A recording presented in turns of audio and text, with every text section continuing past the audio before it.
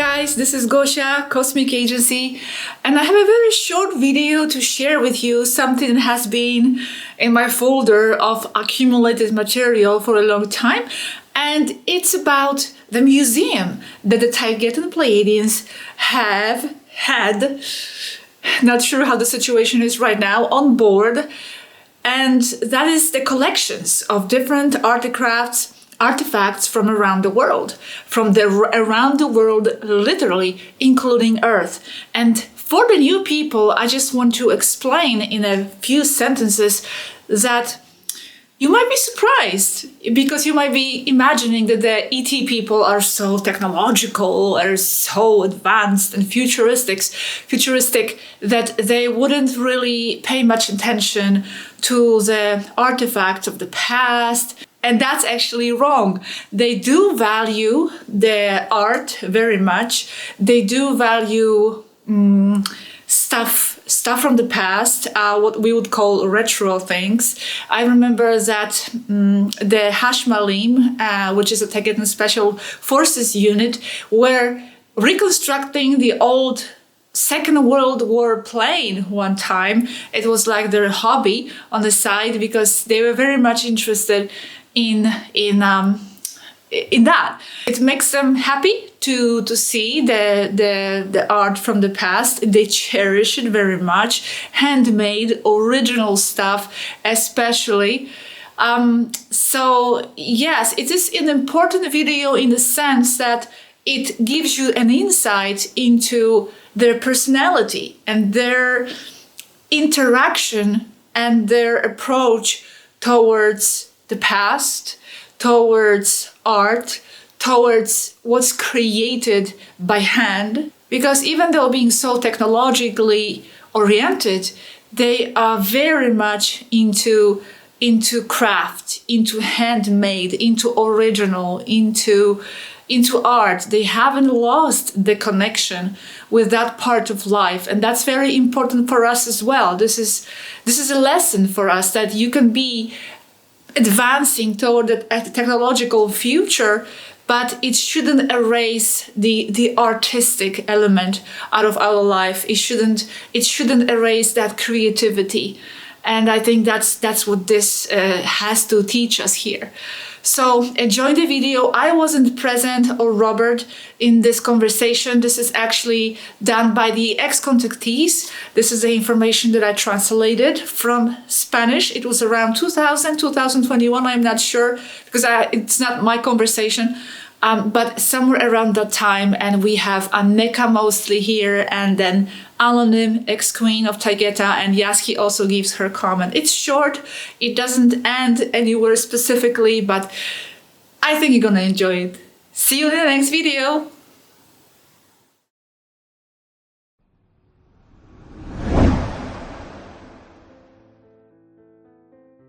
The curious thing is that many people here find your old planes, and even the oldest ones, very interesting. We see them as art. Yes, relics from all over are highly valued here. We have a small museum on board with strange things from various worlds this ship has visited. For example, from Earth we have Egyptian figurines, which are essential, and jewelry as well. From Cimmeria, we have 4 stone horsemen. We have samurai armor from 18th century Japan, and one from the 19th century, katana swords, European swords, Inca gold figurines, and a large feather headdress from a 19th century Navajo chief. Are the 4 horsemen the 4 horsemen of the apocalypse? No, they are 4 kings. There is no reference to them on Earth. Everything is the 4 horsemen of the apocalypse. The closest thing is this, but these are full figure statues, not reliefs. It represents the Babylonian civilization. I find one of the samurai armors impressive. It's all red with an angry face. Because it's a full figure armor, it looks alive with someone inside. From other planets, there are Sasani figurines, very beautiful, but extremely fragile.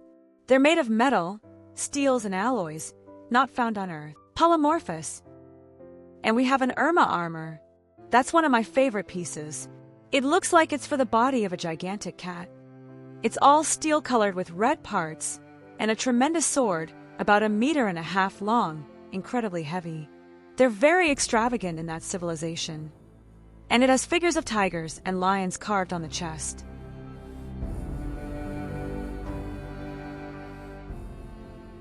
They also have, in the Taygetan spacecraft, a full-size replica of the Palenque astronaut. It symbolizes being inside a flying machine. But this one isn't just life-size. It has every last detail of the original, with cracks, the grain of the stone, and everything. They have some great things. Many of them are original. What's this room like where the museum is? How are the things arranged? It's one of the large adjoining, multi-purpose rooms. On other ships, these spaces accommodate living rooms or dining areas for the crew, or even storage when they have large crews.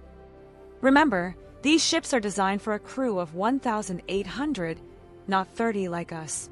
They're at the back of the ship's living quarters, which ends in a living room with oval windows overlooking the Otter's internal park. The rooms are equipped with humidity and temperature-regulated extractors, like the rest of the ship, except for the additional humidity extractors. These extractors aren't in the open air. They maintain or are for the interior of the glass cases where the museum pieces are kept. And they have low lighting with individual lights for each piece to enhance the impact. It's a room, mostly dark metallic gray, with a smooth, glossy floor contrasting with the more common matte non-slip flooring in the ship. The pieces are displayed in sealed glass cases, with few exceptions. These are mostly sculptures that are apparently sturdy. About a year ago, an ornamental tile with a painting on it fell from the wall. The hanging wire broke, and it fell onto some ancient Sasani sculptures about 1 meter tall. It depicted a Sasani couple embracing, and it shattered. It was a painful loss. That's why we prefer display cases that aren't actually made of glass.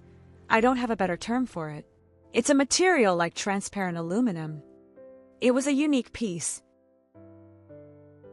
How big is that room?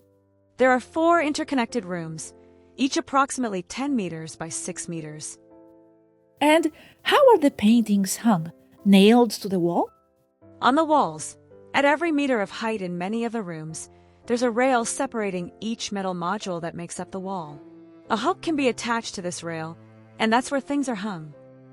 You mentioned that the museum showcases places this spacecraft has been, besides Earth. What other planets has it been to?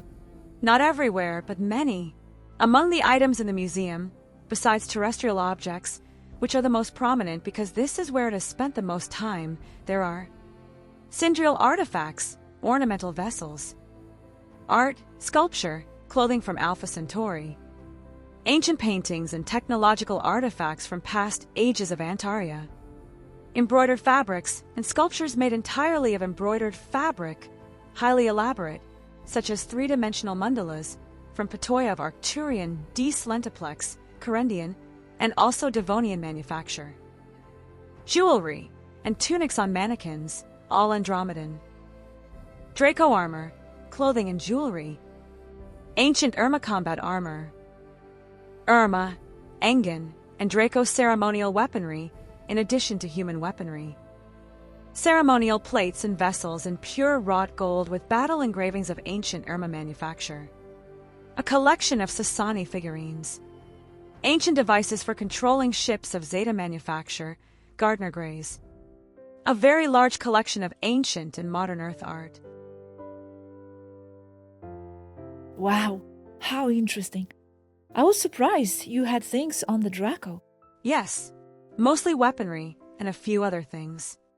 But it's nothing compared to the museums on the Vieira. Just the storage areas of the Vieira museums are mind-blowing. I found a German women's bicycle from pre-war 1938 there, which I've already restored. To the best of our knowledge, the pieces are original. And do you visit the museum often? No, or only sometimes. In passing. I never tire of looking, but sometimes I just take it for granted that it's there. Do you usually bring the objects onto the ship after being on Earth? Or do you retrieve them with the tractor beam? Both. The same when visiting a place. For example, the Irma tend to give away souvenirs, while the Andromedans don't. But if you ask them and they don't use it, there's a good chance they'll give it to you. Andromedans do tend to hoard things. Who started this idea or initiative of collecting souvenirs from visited places? Or is it common among races? It's quite common among crews, especially on large ships. The thing is, since there are few of us on a large ship, we have space to create special places, like piano rooms with a view, museums, or bike paths.